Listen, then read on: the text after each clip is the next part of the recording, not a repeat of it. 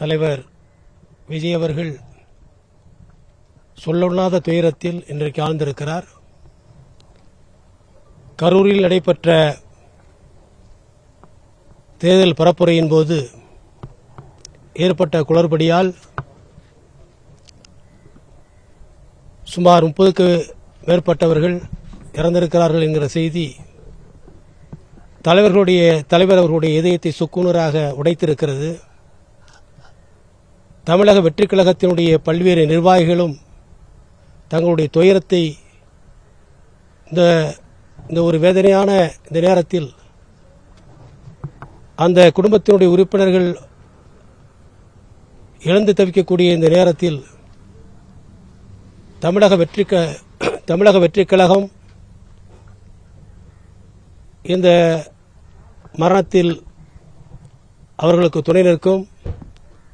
தலைவர் அவர்கள் தமிழ்நாட்டு மக்களை நேசிக்கக்கூடியவர். இந்த கோரமான சம்பவம் அவருடைய மனதை பயங்கரமாக பாதித்திருக்கிறது. ஆகவே அடுத்து என்ன நடக்கப் போகிறது என்பதற்காக நாங்கள் தலைவர் அவருடைய இல்லத்திலே வழக்கறிஞர்கள் அணி சார்பாக அங்கே குழுமியிருக்கிறோம். விஜய் சார் என்ன சார் இதை பற்றி பேசியிருக்காரு உங்கள்கிட்ட? என்ன அடுத்த கட்ட நகர்வு என்னவா இருக்கும்? இல்லை, எங்கள்கிட்ட யார்ட்டையும் இன்னும் பேசலை. இப்போ தலைவர் இப்போ அவர் இந்த துயரத்திலிருந்து மீண்டு வரணும். ஏன்னா தமிழக மக்கள் அப்படி ஒரு அன்பை அவர்கள் மீது செலுத்தினார்கள். இப்படி ஒரு துயரமான சம்பவம் நடந்திருக்கு. இதை பற்றி எல்லாம் இதை பிறகு இன்வெஸ்டிகேட் பண்ணி இப்போ நானே பேச முடியாத ஒரு சூழ்நிலையில் இருக்கு. பிறகு தலைவர் அவர்கள் தங்களுடைய விஷயங்களை சொல்லுவார்கள். விஜய் அவர்கள் அங்கேயே இருந்து மக்களை போய் பார்த்துருக்கணும் அப்படிங்கிற ஒரு குற்றச்சாட்டு இருக்கு. ஒரு சில மணி நேரங்களுக்கு பிறகுதான் அவர் இரங்கலை தெரிவித்தார் அப்படின்றது இருக்கு. இல்ல அவர் என்ன சொல்றாரு? தலைவர் அவர்கள் உடனடியாக இந்த செய்தி வந்த உடனடியாக தன்னுடைய வருத்தத்தை பதிவு செய்திருக்கிறார்.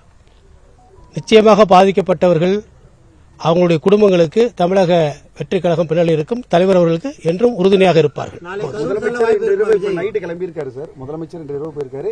விஜய் அவர்கள் நாளை புறப்பட்டு பார்ப்பதற்கு வாய்ப்பு இருக்கா? கரூர் போறதுக்கான வாய்ப்புகள் இருக்கா? தலைவர் அவர்கள் அடுத்தடுத்த முடிவுகளை எடுத்துக்கொள்வார். அதுக்கு நிச்சயமாக அடுத்தடுத்த முடிவுகள் நிச்சயம் வரும். சார், ஒவ்வொரு வார சனிக்கிழமை நம்ம பரப்புரை போறோம். இப்ப அடுத்த வாரத்துக்கான பரப்புரை என்ன சூழல் இருக்கு? அதை பற்றி என்ன அடுத்த நிகழ்வுகள் குறித்து எங்களுடைய பொதுச் செயலாளர் மற்ற துணை பொதுச் செயலாளர் நிர்வாகிகளோடு கலந்து ஆலோசித்து அடுத்த முடிவை தலைவர் அவர்கள் சொல்லுவார்கள். இல்ல, அதாவது இப்போ ஒரு சம்பவம் நடந்ததுன்னா எப்போதுமே எந்த சம்பவம் நடந்தாலும் ஒரு வழக்கு பதிவு செய்வாங்க. எடுத்தோடய 174 போடுவாங்க. அது மாதிரி ஒரு வழக்கு பதிவு செய்வதற்கு வாய்ப்பு அது ஆட்டோமேட்டிக்காக வந்துடுறது தான். அது